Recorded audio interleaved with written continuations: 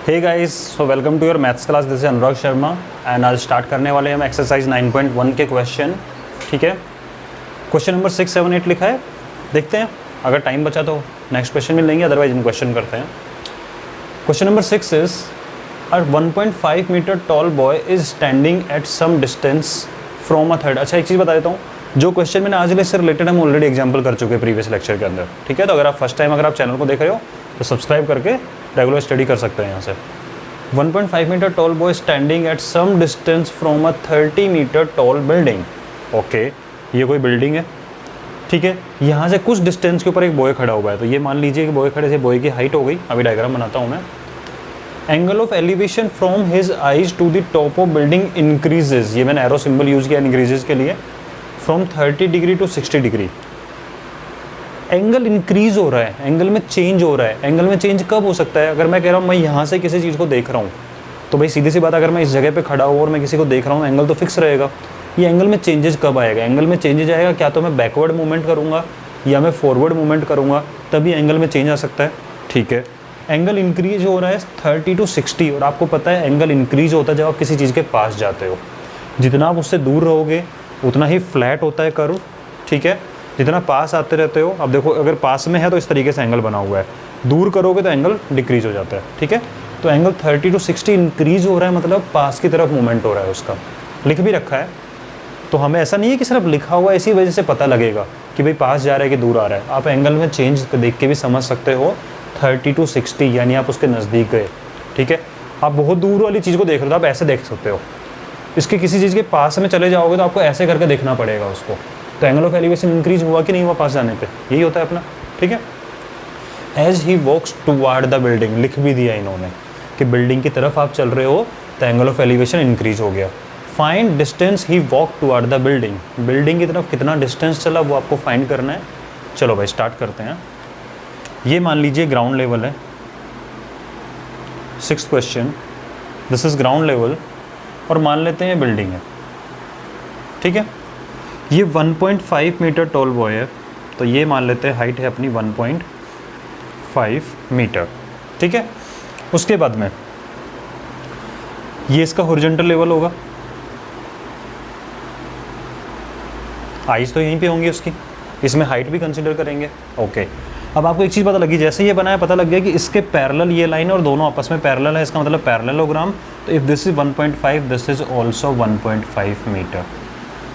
ठीक है, standing at some distance, हमें नहीं पता कितना डिस्टेंस है, from a 30 metre tall building. ध्यान से देखना इस चीज़ को, क्योंकि मिस्टेक यहीं होती है। Total height is 30 metre, total is 30, उसमें से 1.5 ये है, तो इसका मतलब ये जो रिमेनिंग हाइट हो गई इसकी, दिस इज़ 28.5 मीटर। आप भी देख सकते हो इस चीज़ को, 28.5 और 1.5 मिलकर टोटल 30 बनेगा। क्लियर है यहाँ तक? Angle of elevation from his eyes to top of the building, इसकी आइज से टॉप ऑफ द बिल्डिंग का एंगल ऑफ एलिवेशन है, तो ये एंगल ऑफ एलिवेशन हुआ, यहीं से बनेगा, and this is 30 degree. Increases to 60 degree when he walks toward the building. भाई यहाँ से इसने चलना स्टार्ट किया बिल्डिंग की साइड में, तो चलते चलते किसी पॉइंट पे यहाँ पे भी आ सकता है, पहुँचेगा, इधर मूवमेंट करेगा तो, और यहाँ से एंगल ऑफ एलिवेशन इंक्रीज होकर कितना हो गया? 60 डिग्री। बात समझ में आ रही है? आपको फाइंड करना है, find the distance he walked, कितना चला ये, इसने इस पॉइंट से लेके इस पॉइंट तक चल रहा है, means let this is D distance उसने चला, और ये मान लेते हैं x, इसकी भी रिक्वायरमेंट होगी। समझ गए क्वेश्चन का मीनिंग? एक बार दोबारा टैली करते हैं। 1.5 metre tall boy standing at some distance, 1.5 metre tall boy standing at some distance, total distance कितना हो गया? d + x। ठीक है, from 30 metre tall building, total height is 30 metre. If this is 1.5, this is 1.5, remaining is 28.5। Angle of elevation from eyes to top of building increases from 30 to 60, 30 था 60 हो गया, कब? When he walks toward the building. ठीक है, आप arrow बना सकते हो यहाँ पे, इधर मूवमेंट कर रहा है। Find the distance he walk, let he walked a distance d। समझ गए? अब आपका काम क्या है? राइट एंगल ट्रायंगल फाइंड करना। 90 डिग्री बन रहा है, let this is A, B, this point is C, and this point is D, क्योंकि ट्राइंगल ऊपर ही बन रहे हैं, नीचे कोई भी ट्राइंगल नहीं बन रहा है। समझ रहे हो इस चीज़ को? तो आप यहाँ से ये भी मान सकते हो कि इसको हार्ड लाइन कर लो, ये ऐसे। सेकेंड थिंग, आपको पता है पैरेललोग्राम अगर ये पार्ट x है तो ये वाला पार्ट भी x होगा। If this part is d, this part is also d। Clear? How many right angle triangle are there? 2 triangles. So in triangle ABC,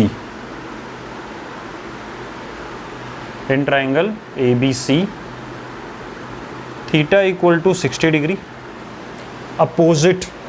तो क्या मैं थोड़ी देर के लिए इसको इरेज कर सकता हूँ? आप इसको मान लो ये नीचे कुछ भी नहीं है। क्यों? क्योंकि ट्राइंगल सिर्फ ऊपर बन रहे हैं। क्लियर है? तो इस 60 के अपोजिट ओनली ये 28.5 होगा, 30 मत ले लेना, ये गड़बड़ नहीं कर। 30 ये कंप्लीट है, लेकिन ट्राइंगल ABC में AB इज ओनली 28.5। तो opposite equal to 28.5 metre, adjacent equal to only x, right? That means tan 60 degree, tan theta equal to opposite upon adjacent 28.5 upon x, and tan 60 is √3। Clear है? तो यहाँ से आपकी x की value, x ऊपर चला जाएगा, √3 नीचे आ जाएगा, तो x इक्वल टू 28.5 अपॉन √3। अभी इसको ऐसे ही रहने देते हैं, रेशनलाइजेशन मत करो, ठीक है? क्योंकि हमें x फाइंड करने की रिक्वायरमेंट नहीं है, our target is to find d। Clear है? तो इसको रहने दो, क्या पता इसको ऐसे ही यूज़ करना बेटर रहे वहाँ पे, ठीक है? तो एक बार इसको नोट कर लीजिए, उसके बाद मैं आगे बताता हूँ। And no need to write the question if you are having NCERT book, और तो अब ऑलमोस्ट सबके पास में ही होगी, ठीक है? लिख लीजिए इसको जल्दी से।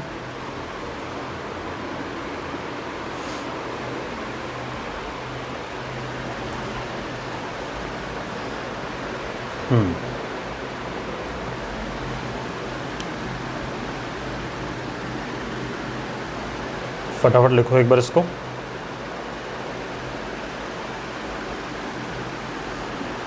डायग्राम प्रॉपर बनाना है, right each, mention each and everything in the diagram, ठीक है? ये मिस्टेक नहीं करनी है।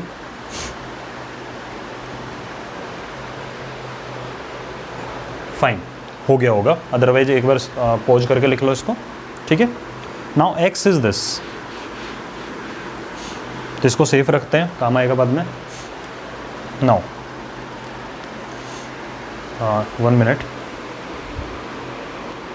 हाँ जी। Now second right angle triangle is ABD, ये कंप्लीट वाले ट्राइंगल पे फोकस करो, ठीक है? यही ट्राइंगल है।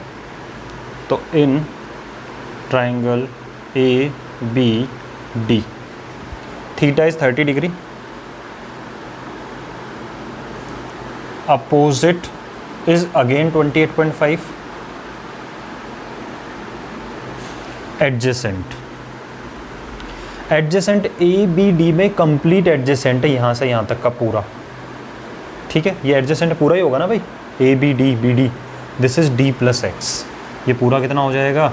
यहाँ से यहाँ तक देखोगे तो D प्लस x, तो adjacent equal to D plus x। Clear? Now tan theta means tan 30 degree equal to opposite 28.5 upon adjacent D plus x, and tan 30 is 1 upon √3, ठीक है? ये चीज़ हो गई आपके यहाँ पे। इसका यूज़ करोगे तो क्रॉस मल्टीप्लिकेशन करोगे आप यहाँ से, तो D प्लस एक्स इधर जाएगा, इक्वल टू 28.5 √3 इधर मल्टीप्लाई में हो जाएगा। क्लियर? अब x की वैल्यू रख दो, रिप्लेस करो, क्योंकि you need to find D, the distance he walked, तो चला तो इतना ही था, ठीक है? इसलिए x की वैल्यू रिप्लेस करेंगे। सो दिस D प्लस 28.5 अपॉन √3, ठीक है? अब आपको लग रहा होगा, 1 मिनट रुको, इसको लिखना मत, वेट।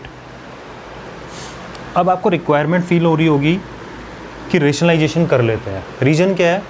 जब x को इधर जाओगे सब्ट्रैक्ट होगा तो 28.5 अपॉन ये चीज़ सब्ट्रैक्ट होगी, तो एक काम करो ना, इसको रेशनलाइजेशन कर लेते हैं, नीड है, जिससे कि क्या होगा, √3 ऊपर आएगा तो सब्ट्रैक्शन में ईजी हो जाएगा, √3 upon √3, and this value will be 28.5 √3 upon 3, ये क्या हो जाएगा, 3। क्या एक कट हो रहा है 3 से? चेक करते हैं। 8 + 5 13 और 2 15 बिल्कुल डिविजिबल बाई 3 है। 3 1 जा 3, 3 9 जा 27, 1 3 5 जा 15। So this is simply 9.5√3। ठीक है, तो स्कोप रखा करो कि भाई बाद में अगर करना पड़े रेशनलाइजेशन, मैंने उस टाइम भी बोला था रेशनलाइजेशन देखेंगे कैसी कैलकुलेशन बनती है, तो हमें पता लगा कि जब तो सब्ट्रैक्ट होगा तो अब देखो सब्ट्रैक्ट करना कितना ईजी होगा। तो d + x equal to this, so d + 9.5√3 equal to 28.5√3। ठीक है,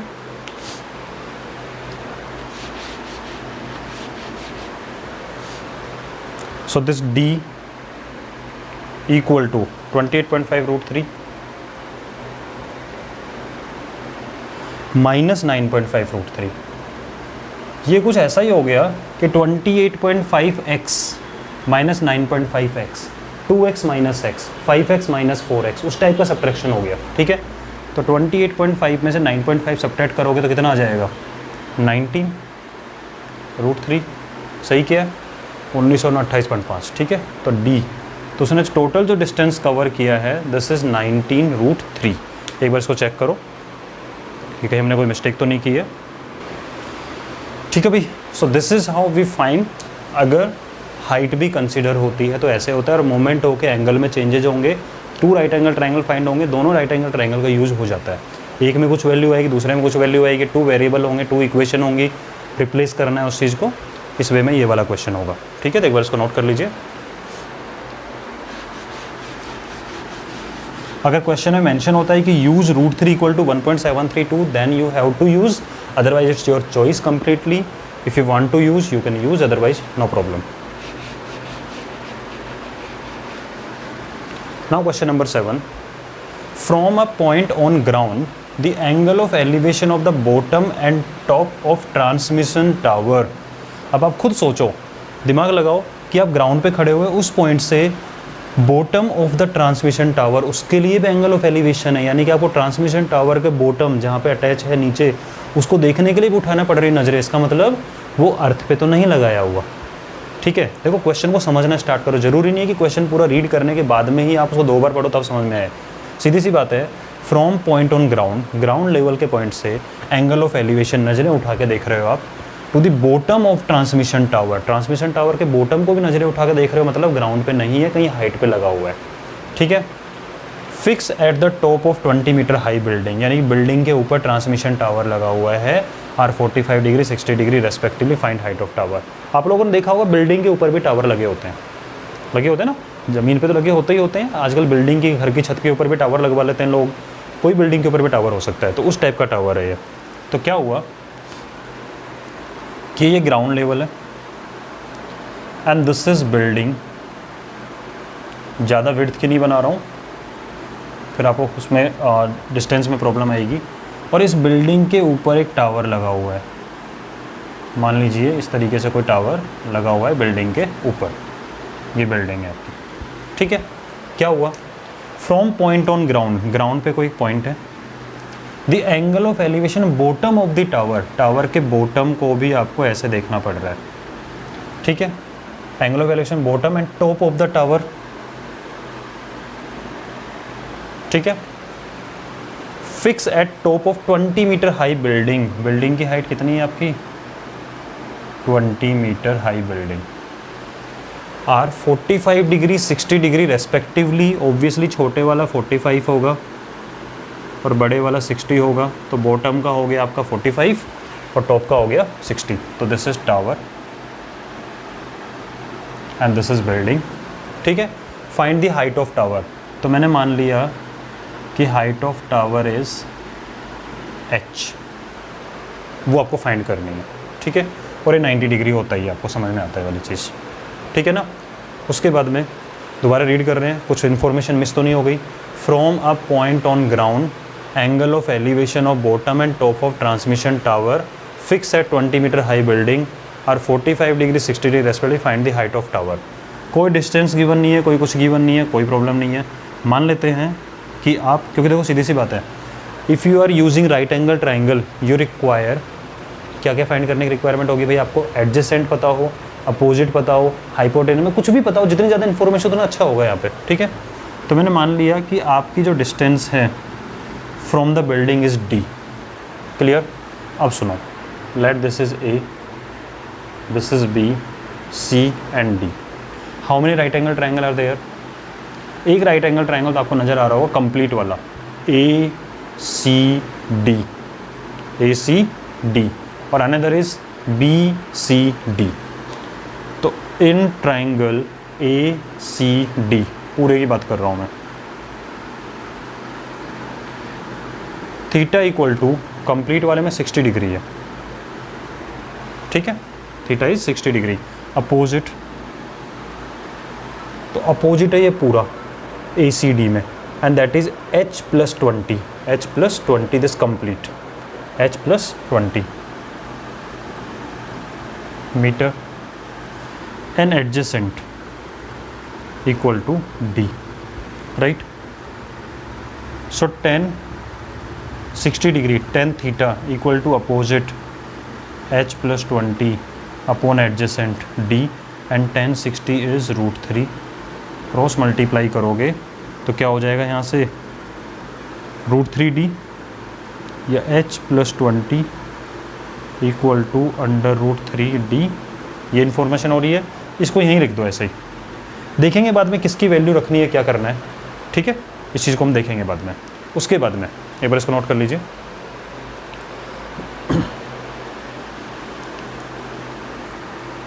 now focus on this right angle triangle B C D.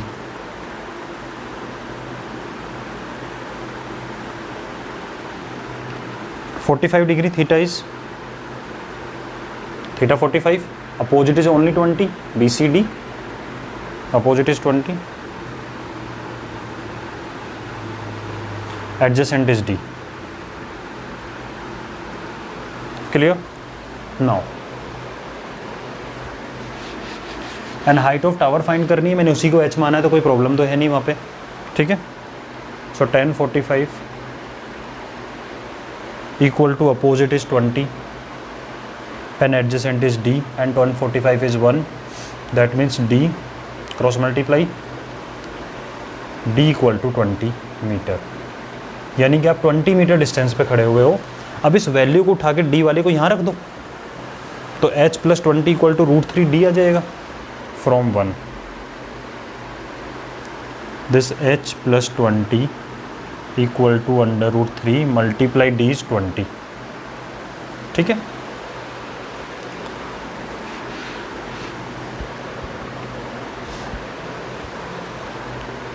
this h equal to, this is 20 √3 and plus 20 will be subtracted, so h equal to 20 is common, √3 minus 1 metre. तो this is the height of tower. अगर given हो use 1.73 to √3 की जगह पे तो वो use कर लेंगे, otherwise height of tower is 20 multiply √3 minus 1 metre, ठीक है। सो हमने वो भी इंफॉर्मेशन फाइंड की है कि how what is the distance of tower from you, या जिस पॉइंट से आप हो देख रहे हो उसको, एंड दैट वाज 20 मीटर, और height of tower is 20 multiply √3 minus 1 metre, clear. Write it down.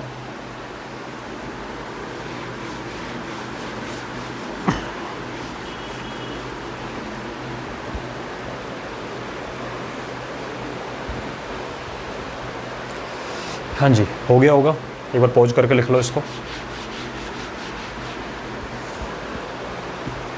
A statue 1.6 metre tall stands on the top of pedestal. Pedestal क्या होता है एक्चुअल में, कुछ हाइट वाला होता है ना, चबूतरा टाइप में होता है, उसको बोलते हैं पेडेस्टल, ठीक है। तो उसको चबूतरा बना के उसके ऊपर स्टैचू लगाया हुआ है, आप लोगों ने प्रैक्टिकल लाइफ में देखा होगा।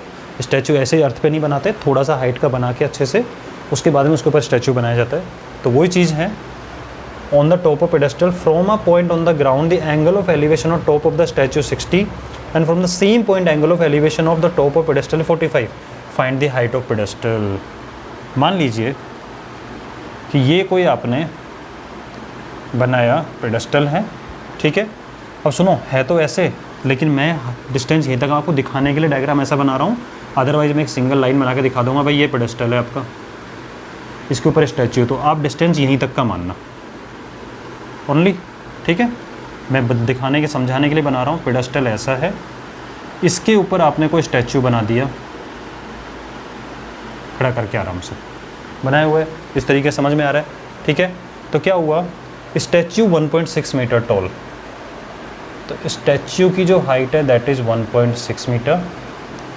Top of pedestal from a point on ground, angle of elevation और टॉप ऑफ स्टैच्यू, इस पॉइंट से इसके टॉप का जो एंगल बनेगा दिस इज़ 60 डिग्री, ठीक है। And from the same point angle of elevation और टॉप ऑफ द पेडेस्टल 45, यहाँ से पेडेस्टल के टॉप का जो एंगल बन रहा है this is 45 degree. Find the height of pedestal, इसको हमने मान लिया h, समझ गए। तो आप एक सिंगल लाइन ही समझना इसको, ठीक है। चाहो तो मैं डायग्राम और बना सकता हूँ, लेकिन एक सिंगल लाइन समझना आप इसको, समझ सकते हो, कोई दिक्कत नहीं है। चलो अब तो आ गया होगा, ठीक है। अब मैं डायग्राम को अपना उस वे में बना देता हूँ जिस वे में आपको ज़्यादा ईजी रहेगा करना। तो मान लीजिए ये तो अपना पेडेस्टल है और इसके ऊपर ये बना हुआ है अपना स्टैच्यू, ठीक है भाई। Height of statue 1.6 metre, height of pedestal h हो गया ये वाला, ये 45 degree 60 degree, and let the distance between pedestal and you या point is d, A B C D। How many right angle triangle are there, 1 and 2। तो इन triangle BCD theta equal to 45। वैसे आपको एक जनरल प्रैक्टिस बता रहा हूँ, ठीक है, कर तो कैसे भी सकते हैं। अगर कहीं पे 45 डिग्री वाला ट्राइंगल दिख जाए ना, तो ट्राई करना पहले उसको सोल्व कर लेना, क्योंकि उससे क्या होता है कि बहुत इजी इक्वेशन आती है और वो जनरली डायरेक्टली पुट करने को मिलती है सेकंड वाले में, ठीक है। तो ये प्रैक्टिस कर लेना, क्योंकि 45 डिग्री में tan 45 का मतलब क्या होता है 1, इसका मतलब अपोजिट और एडजेसेंट सेम हो जाता है, ठीक है। तो अच्छी इक्वेशन बनती है इससे। तो theta 45, for this triangle opposite is only h and adjacent is d, this is adjacent, so tan theta means tan 45 equal to opposite h upon adjacent d, and this is 1 cross multiply h equal to d। ये दोनों क्या होंगे, same होंगे, ठीक है। Now in triangle ACD,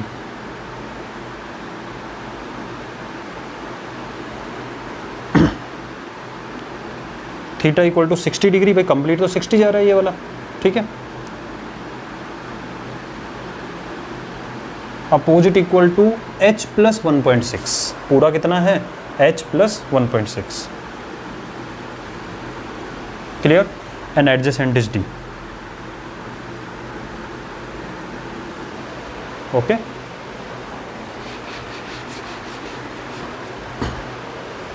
लिख लीजिए एक बार इसको, फिर आगे चलते हैं। अब इसमें पुट करो tan 60 या tan theta equal to opposite, opposite is h plus 1.6 upon adjacent is d, and tan 60 is √3, h plus 1.6 cross multiply √3d, clear. आपको किसके लिए फाइंड करनी है, h, तो d को रिप्लेस कर देते हैं। तो this is h plus 1.6 equal to d की वैल्यू क्या है, h ही तो है, तो इसको इक्वेशन नंबर 1 नेम दे दो, फ्रॉम 1 √3h। अब क्या होगा, h को उधर लेके जाओ, minus h, and this is 1.6,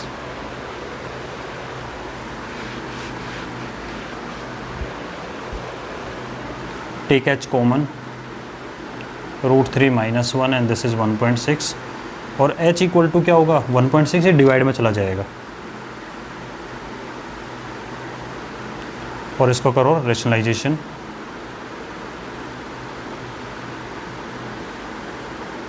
so 1.6 multiply √3 plus 1 divide by a square minus b square, भाई a minus b multiplies b है, a स्क्वायर मीन्स √3 स्क्वायर में 3 माइनस 1 2, 2 से कट करोगे 0.8, ठीक है।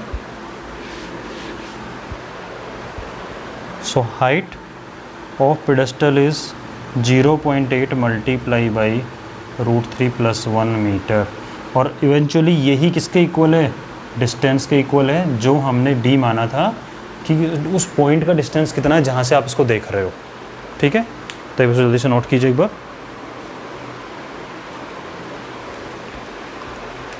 ठीक है भाई। तो इस वे में क्वेश्चन करने हैं, आराम से करेंगे। मे बी 2 लेक्चर और बचे हैं इसके लिए, 2 लेक्चर में कंप्लीट करेंगे, मैक्स टू मैक्स 3 लेक्चर के अंदर चैप्टर कंप्लीट हो जाएगा आपका, ठीक है भाई। तो मिलते हैं नेक्स्ट लेक्चर के अंदर, तब तक के लिए take care, all the best.